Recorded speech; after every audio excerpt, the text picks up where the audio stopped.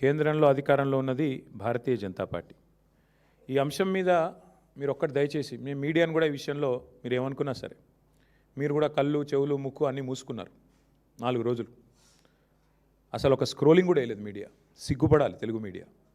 జాతీయ మీడియాలో వచ్చేదాకా తెలుగు మీడియా కనీసం సోయి కూడా లేదు. ఇంత సీరియస్ వైఖరి మీద, ఇంత సీరియస్ విషయం మీద అసలు ముఖ్యమంత్రి, కేంద్ర మంత్రి తోడు దొంగల మాదిరిగా ఇద్దరు తోడు దొంగలే. ఒక మైనర్ బాలిక మీద అఘాయిత్యం జరిగితే ఈ రాష్ట్రంలో కంప్లైంట్ తీసుకోవడానికి పోలీసులు నిరాకరించారు. ఎవరండి ఈ రాష్ట్ర హోంమంత్రి? ముఖ్యమంత్రి గారు కాదా? ఆ అమ్మాయిని సతాయించి, తల్లిదండ్రులను సతాయించి 6 గంటలు పోలీస్ స్టేషన్లో కూర్చోబెట్టి వేధించి చివరికి కౌంటర్ కేసు పెట్టించారు. ఎవరు పెట్టించారండి ఈ రాష్ట్రంలో? వాస్తవం ఏంటి అసలు? ఆ మైనర్ బాలిక, ఆమె మీద జరిగిన అఘాయిత్యానికి సంబంధించి వాళ్ళ తల్లిదండ్రులకు చెప్పి బోర్మని ఏడిస్తే నిందితుని పట్టుకోవాల్సింది పోయి 9 రోజులు రాచమర్యాదలు చేసి కాపాడిన వెధవ ఎవడు? నేను అడుగుతా ఉన్నా ఈరోజు. ఎవరా వెధవ? ఇద్దరిలో తెలియదా ప్రజలకి? సిగ్గుపడాలా ముఖ్యమంత్రి? ఏమంటాడు మీ డీజీపీ? ఆయనకి ఏమైనా ఉందా తలకాయ అసలు? ప్రైమ్ మినిస్టర్ బందోబస్తులో బిజీగా ఉన్నాం అందుకే కేసు పెట్టలేదా? ప్రైమ్ మినిస్టర్ బందోబస్తు వచ్చినప్పుడు మొత్తం నేరస్తులందరికీ హాలిడే ఇస్తారా? 3 రోజులుగా సంపుకొండ్రబాయ్ అని చెప్పి మొత్తం రేవంత్ రెడ్డి గారు చెంచల్ కూడా బ్యాచ్మేట్స్ అందరికీ చెలరేగమని చెప్తారా? ఏం చెప్తున్నావు నాకు అర్థం కాదు. సిగ్గుందా అసలు ప్రభుత్వానికి? మేము 10 రోజులు మౌనంగా ఉన్నాం. ఎక్కడ ఒక అమ్మాయి విషయం కదా, సెన్సిటివ్ విషయం కదా అని మౌనంగా ఉన్నాం. ఇవాళ ముఖ్యమంత్రి మాట్లాడిన మాటలతో నోరు విప్పక తప్పని పరిస్థితుల్లో నేను మాట్లాడుతూ ఉన్నా. అసలు మెదడు ఉందా ఆయనకి? లేదా వడదెబ్బకి ఏమైనా చిన్న మెదడు కూడా చితికిపోయిందా? ఏం మాట్లాడుతున్నాడు ఆయన? నాకు అర్థం కాదు. ఏదో మా బావమ్మరి దీంట్లో దొరికినాయి అంటాడు. పెట్టు కేసు. ఎవడొద్దన్నాడు ఆయన నిన్ను? ఏం దొరికినాయి? నీ ఎక్సైజ్ సూపరింటెండెంట్ చెప్పింది కదా, అందులో ఏం దొరకలే, ఏం లేదురా నాయన అని. నువ్వేమైనా ప్లాంట్ చేయబోయినట్టున్నావు. మీ వాళ్ళకి చెప్పేది ఆడ ఇరికీమని చెప్పినట్టున్నావు. అది ఇరికేయలేకపోయాను. నేనేం చేస్తా దానికి? నేనేమంటున్నా అంటే ఇంత చిల్లర రాజకీయం మంచిది కాదు. 9 రోజులు ఒక పాక్సో నిందితుని దేశంలో ఎక్కడైనా వదిలిపెట్టినరా? ఎందుకు నీకు అంత అండర్స్టాండింగ్ ఏంది మీ ఇద్దరికి? నీకు ఎందుకు భయం? ఒక నిందితుడిగా చూడాలా? వారు ఎవరైతేందా? ఎందుకు కాపాడినామని అడుగుతున్నా ముఖ్యమంత్రిని. చివరికి ఏం జరిగిందండి వాస్తవం? కేసు రిజిస్టర్ చేయడానికి భయం, మీడియాలో రాయడానికి భయం. ఎవడు చేస్తున్నాడు ఈ మేనేజ్మెంట్ అంతా? నువ్వు, నీ ఫ్రెండ్ కాదా? నీ ఫ్రెండ్ ఆర్ఎస్ బ్రదర్స్ కాదా ఇద్దరు మీరు? ఇది వాస్తవం కాదా? మీడియాకు ఫోన్లు చేసి బతిమలాడింది వాస్తవం కాదా? రాయకండి, దండం పెడతా అని మీడియా రాయని మాట కూడా వాస్తవం కాదా? ఇవన్నీ కాదండి. 9 రోజులు ఒక నిందితుడిని దాచిపెడితే ఇంకొక సామాన్యుడైతే ఊకుంటారా పోలీసులు? వాళ్ళ తల్లిని తండ్రిని తీసుకొచ్చి పోలీస్ స్టేషన్లో కూర్చోబెట్టారు. అంటే ఇక్కడ కేంద్ర మంత్రి కాబట్టి స్పెషల్ ఎక్సెప్షనా? అంటే నువ్వు రేపు చేయి, మర్డర్ చేయి, ఏమైనా చేయి, కేంద్ర మంత్రి కొడుకైతే మేము ముట్టుకోమనా? రేవంత్ రెడ్డి ఉన్నాడు మా దోస్తు కాబట్టి కాపాడుకుంటామనా? చివరికి దిక్కులేక నేను హైకోర్టుకు సల్యూట్ చేస్తున్నా. బెయిల్ కోసం ప్రయత్నం చేసిండ్రు మీరు. అది రాకపోతే సచ్చినట్టు నువ్వు అరెస్ట్ అంటావు, ఆయన లొంగుబాటు అంటాడు. ఇద్దరు డ్రామాలు, తోడు దొంగలు. సిగ్గులేదు ఇంకా మాట్లాడడానికి. ఆ అమ్మాయి కాదు, ఇవాళ రాష్ట్రంలోని అమ్మాయిలందరూ, మహిళలందరూ మీ మొహం మీద ఉమ్ముతున్నారు. సిగ్గులేదు ఈ ప్రభుత్వానికి అని. ఎందుకండి అంత మొహమాటం? అరే జరిగింది ఏంది? నువ్వు మాట్లాడేది ఏంది? నీకు మెదడుందా? హైట్ ఒకటే తక్కువ అనుకున్నా, బుర్ర కూడా తక్కువనే రేవంత్ రెడ్డికి. ఇంత అన్యాయమా? ఒక అమ్మాయికి అన్యాయం జరిగితే ఆ అమ్మాయి వివరాలు బయటపెట్టిన వెధవలు ఎవరు? బయటపెట్టు. ఇప్పటికి 15 మంది మీద కేసు అయింది పేట్ బషీరాబాద్లో. ఎవరు ఆ వెధవలు? బీజేపీ వాళ్ళు. ఆ అమ్మాయి హనీ ట్రాప్ అని రాసిన వెధవలు ఎవరు మీడియాలో? నేను అడుగుతున్నా. ఎవరు ఆ వెధవ మీడియా? ఏది? హనీ ట్రాప్ అని చెప్పి మనీ ట్రాప్లో పడ్డ మీడియా ఎవరు?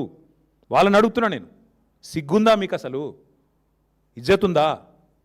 ఇంకా మాట్లాడుతున్నాడు ముఖ్యమంత్రి, కేంద్ర హోంశాఖ సహాయ మంత్రి. ఈయననేమో నేను పంపించిన నా కొడుకుని ఈయనంటాడు. ఆయన చేసిన ఘనకార్యానికి ఫస్ట్ పోలీసులు బరబర గుంజుకపోవాలి.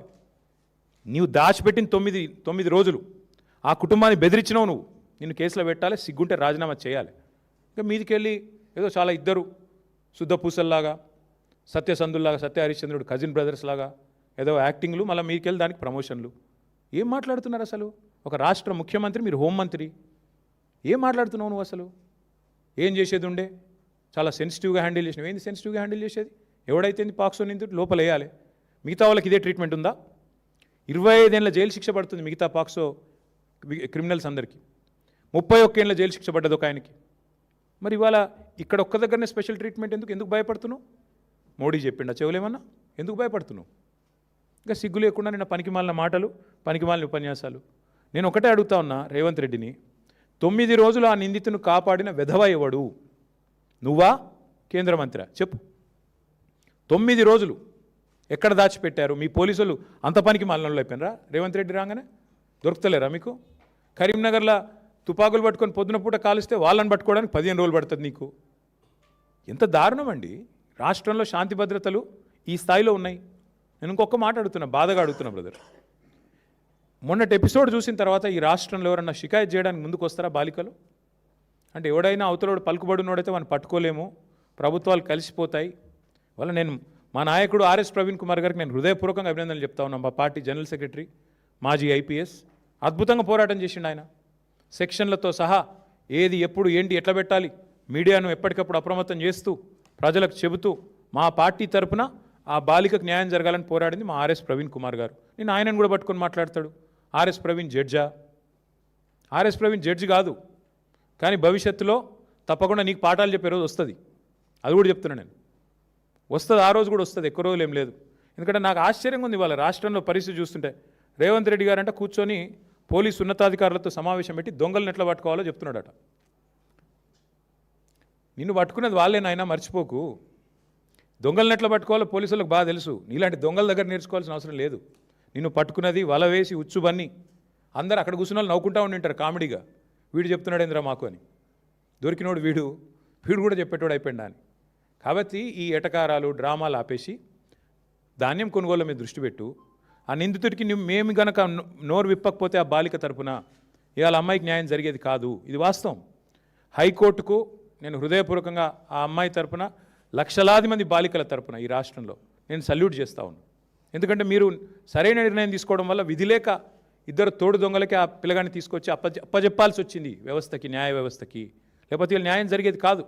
మీడియా మౌనం, కేంద్ర మంత్రులు మౌనం, కేంద్ర ప్రభుత్వం మౌనం, రాష్ట్ర ప్రభుత్వం మౌనం. ఇన్ని వ్యవస్థలు ఒకటైతే కూడా చివరికి న్యాయ వ్యవస్థ వల్ల ఇలా అమ్మాయికి న్యాయం జరిగింది ఫైనల్గా. ఇంతకంటే ఎక్కువ నేను ఆ విషయంలో మేమేం రాజకీయం చేయలేదు, చేయబోము. కానీ ఎవరికి అన్యాయం జరిగినా మేము పోరాటం చేశాము 2.5 ఏళ్లలో. అది లగచర్లలో కావచ్చు, వెలుగుమట్లలో కావచ్చు, లేదా మా మహబూబ్ నగర్లో జరిగిన కూల్చివేతలు కావచ్చు, హైడ్రా విక్టిమ్స్ కావచ్చు, మూసీ బాధితులు కావచ్చు. మేమే కొట్లాడింది ఈ రాష్ట్రంలో. మళ్ళీ ఇప్పుడు రైతులకు అన్యాయం జరుగుతుంటే కూడా పోరాటం చేసేది మేమే, వారికి అండగా నిలబడేది మేమే. ఆ వెధవలు ఎవరైతే బయట పెట్టారో, హనీ ట్రాప్ అని వేసిన వెధవలు ఎవరైతే ఉన్నారో వాళ్ళను బయట పెట్టండి, వాళ్ళ మీద కేసులు పెట్టండి, లోపల నూకండి. అందులో బీఆర్ఎస్ఎల్ ఎవరన్నా ఉంటే ముఖ్యమంత్రి నేను సవాల్ చేస్తున్నా, బయటపెట్టు. నువ్వే కదా న్యాయ హోంమంత్రివి, చెప్పు బయటపెట్టు.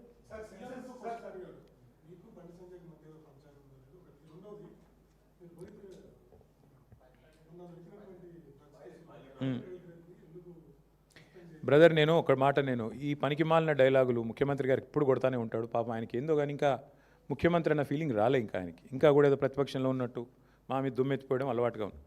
అసెంబ్లీ సమావేశాలప్పుడు వాళ్ళ పీసీసీ ప్రెసిడెంట్ అన్నాడు డ్రగ్ టెస్టులు పెట్టండి అన్నాడు. పెట్టరాబాయ్ అని నేను అన్నా. మరి ఎందుకు వెనకపోయిందా ప్రభుత్వం? డ్రగ్స్ బిగ్జు పెట్టు, టెస్టులు పెట్టు మీ ఎంపీలకు. ఎంతమంది దొరుకుతారో నేను చెప్తా, పేర్లు చెప్తే బాగుండదు.